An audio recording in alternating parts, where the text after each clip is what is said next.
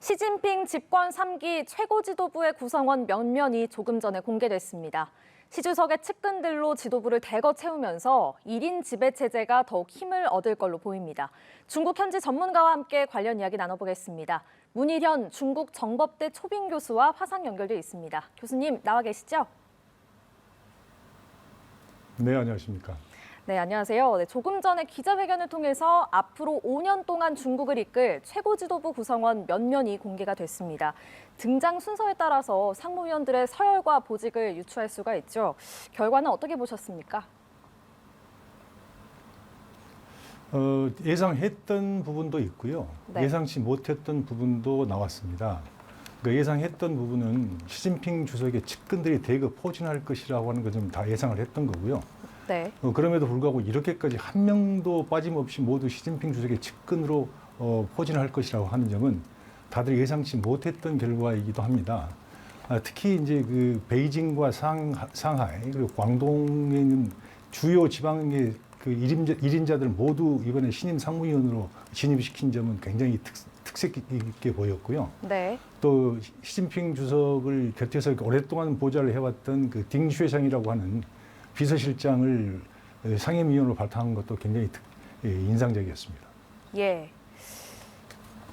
측근이 대거 포진할 거라고는 예상을 했지만 한 명도 빠짐없이 측근으로만 채워질 거다. 이 부분은 예상을 못했다 말씀 주셨습니다. 또 특히 2인자였던 리커창 총리 등 기존 권력 서열의 2, 3, 4위가 물러나고 이 자리를 또 측근들이 새롭게 채웠습니다. 두 번째로 소개가 됐던 그러니까 리커창 총리의 뒤를 이을 리창석이 어떤 인물인지 궁금한데요. 리창 지금 상하이 석인데요.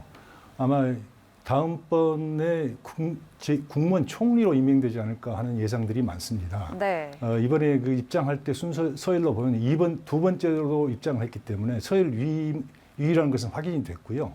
서열 위가 그동안 국무원 총리가 맡았다는 점을 감안하면 차기 총리로 봐도 크게 틀리지 않을 것 같은데요. 네. 리창석이는 시진핑 주석이 저장성 서기할 때부터 같이 일을 했던 신복 중에 신복입니다. 그리고 특히 그의 그 능력을 시진핑 주석이 굉장히 높게 사고 있는 것으로 평가가 되고 있고요. 이번에 그 파격이라고 하는 것은 몇 가지 점에서 그런데요. 우선 지금까지 중국 공산당의 관례로 보면 총리는 반드시 부총리직을 역임한 사람 중에서 선발을 했습니다. 네. 그런데 리창 지금 차기 총리로 예상되는 분은 부총리를 한 번도 한 적이 없고 상하이 서기가 지금 마지막이기 때문에 이 점도 굉장히 파격적이라고 할 수가 있고 네. 특히 이번에 그 상하이시에서 금년 봄에 코로나로 인한 봉쇄 때문에 많은 민원들이 발생을 했거든요. 그래서 당내에서도 그 처리가 적절치 못했다고 하는 반발이 굉장히 많았기 때문에 네. 그런 반발에도 불구하고 시진핑 주석이 리창석이를 차기 총리로 발탁을 하는 것은 굉장히 파격적인 인사다. 특히 그런 반발이라든지 이런 분위기를 무릅쓰고 인사를 강행할 수 있었던 것은 시진핑 주석의 권력의 크기가 과연 어느 정도인가를 보여주는 상징적인 인사라는 평들이 많습니다. 네. 시 주석의 권력이 절대적임을 보여주는 그런 상징적인 인사다 말씀 주셨습니다. 또 리잔수 전국인민대표대회 상무위원장의 후임으로는 왕후닝 당 정치국 상무위원이 자리했습니다. 이 사람은 어떤 인물입니까? 오늘 들어오는 서열 순서로 보면 세 번째로 들어오신 분은 짜올러지로 보이는데요. 아마 그 짜올러지가 전인대 상무위원장을 맡을 것 같고 네. 왕후닝은 아마 정치협상회의 주석을 맡지 않을까 싶습니다. 네 번째거든요. 근데 왕후닝은 우선 크게 보면 세 가지 점에서 특징적입니다. 하나는 이분은 이론가입니다. 그래서 장쩌민 주석이 발탁을 했고 그때 장쩌민 주석이 이른바 내세웠던 3개 대표 사상. 다시 말씀드리면 그 중국 공산당이 계급정당이었는데 그 계급정당에 민간 자본가들을 입당시킬 수도 있다고 하는 3개 대표 사상을 도입했던 분이고요. 네. 이론이고요. 네. 또 하나는 후진타오 주석 때 그 성장과 분배를 조화스럽게 해야 된다는 게 과학적 발전관을 입안한 분도 사실 이 왕후닝입니다. 그리고 이번에 시진핑 주석이 지금 제창하고 있는 신시대 그 중국 특색의 사회주의 이론도, 이 사상도 이 왕후닝이 이 머리에서 나온 것으로 다들 추측을 하고 있습니다. 특히 이제 그 왕후닝은 그런 점도 있을 뿐만 아니라 한 번도 지방 행정 경험이 전무한 해본 적이 없는 분인데요. 네. 이런 분이 중앙정치국 상무위원으로 이른바 진입해서 오늘날까지 할 수 있었던 것은 굉장히 이례적인 케이스고요. 특히 이제 그 중국의 자강론을 굉장히 강조를 해서 미국은 오늘날 지금 쇠퇴를 하고 있고 중국은 미국의 그 강한 압박에 대해서 강력하게 대응을 해야 한다는 이른바 철저한 반미주의라고 표현할 수도 있겠습니다만 하여튼 미국에 대해서 매우 강경한 입장을 보이고 있는 분입니다. 예. 중국이 개혁 개방 이후에 최고 지도자를 3번 연임한 사례는 이번이 처음입니다. 또 시 주석 측근들이 요직을 차지하면서 앞으로 시 주석의 1인 지배 체제가 더욱 공고해질 거다 이런 평가가 많습니다. 현지에서의 분위기는 어떤가요? 맞습니다. 지금 이번에 그 시진핑 주석의 참기 임기가 이제 시작됐는데요. 지금 우선 볼 수 있는 거는 시 주석의 그 절대 1인 천하의 절대 권력이 개막됐다라고 보는 시각들이 많습니다. 네.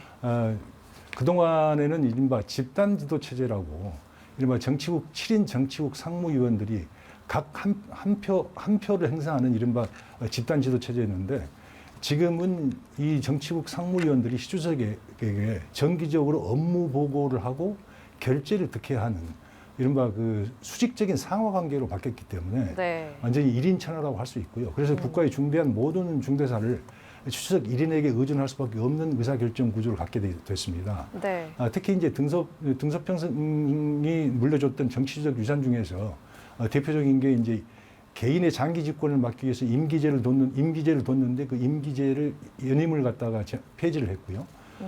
또 하나는 이제 그 후계자를 격대로 지정할 수 있도록 했는데 그것도 사실 이번에 사실상 소멸됐고요. 특히 이제 권력의 분점 구도로 본다면 당과 정부를 분리시켜 놨는데 이번에 이제 당이 정부를 지도하는 이른바 당의 우월적 주의를 갖다 확고히 했고요. 그래서 이런 모든 걸 보면 등소평이 물려줬던 모든 정치적 유산이 시 주석의 3기 출범으로 모두 다 소멸되고 새로운 지도 체제와 권력 운영 방식이 등장했다 이렇게 평가를 하고 있습니다. 네. 시 주석은 당대회 폐막 연설에서 이렇게 밝혔습니다. 사회주의 현대화 국가를 전면적으로 건설하고 중화민족의 위대한 부흥을 전면적으로 추진할 거다 이렇게 밝혔는데 그렇다면 1대1로 프로젝트 또 남중국해, 대만, 홍콩 문제 이런 부분에 있어서 강경 기조가 더욱 강화될 거다 이렇게 예상해 볼 수 있을까요? 그렇습니다. 지금 시 주석이 과거 10년 동안 집권을 하면서 그 외교와 국방은 본인이 직접 챙겨왔기 때문에 이번에 제3기를 갖다 시작한다 하더라도 그 외교와 국방의 기본 정책적인 기조는 바뀌지 않을 것이고 또 크게 뭐 선회하거나 그런 변동은 없을 걸로 보고 있습니다. 그런 점에서 본다면 대만 문제를 비롯해서 남중국해라든가 그리고 1대1로라든가 하는 이른바 대외 정책의 기조는 그대로 유지가 되고 특히 시간이 갈수록 더욱더 강화되고 심화되는 거 아니냐 하는 전망들이 많습니다. 네. 또 앞서 말씀을 주신 것처럼 공산당 당원을 개정해서 장기 집권을 뒷받침하는 제도적 절차도 완료를 했고요. 또 대만 독립을 추구하는 분리주의자들을 반대하고 저지한다는 내용의 결의안도 헌법에 명기가 됐습니다. 이게 장기 집권을 통해서 대만 통일을 노리는 거다 이렇게 또 읽어볼 수 있을까요? 대만 통일 문제는 작년 이른바 중국 공산당 창당 100주년 기념식에서부터 시진핑 주석이 강하게 또 아주 강력한 의지로 의지를 표명했던 그런 대목인데요.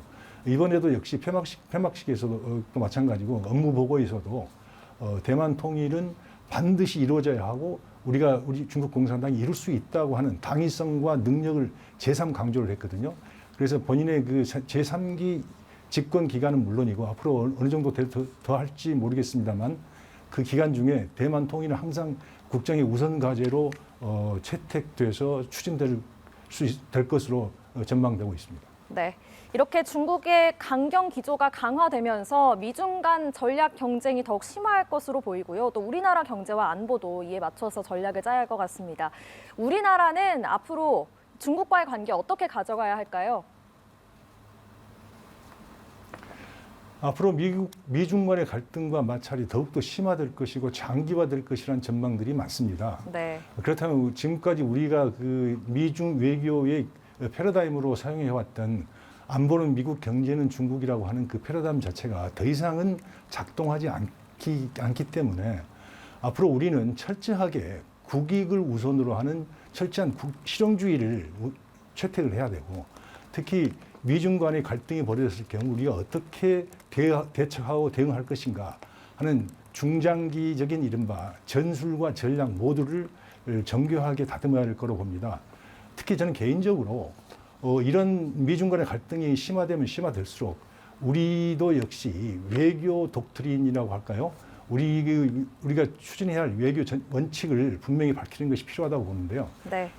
세 가지 점에서 그렇습니다. 첫째는 한반도의 이른바 평화안정 유지에 도움이 되는지 여부를 보고 우리는 결정을 하겠다. 또 하나는 한반도의 평화적 통일의 기반을 조성하는 데 도움이 되는지 여부.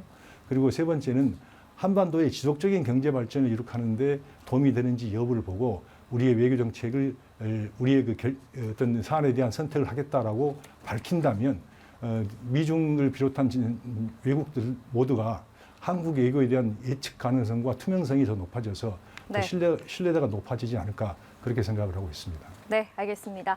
시진핑 3기 출범과 관련해서 문희련 중국 정법대 초빙 교수와 이야기 나눠봤습니다. 교수님, 오늘 말씀 고맙습니다. 네, 감사합니다.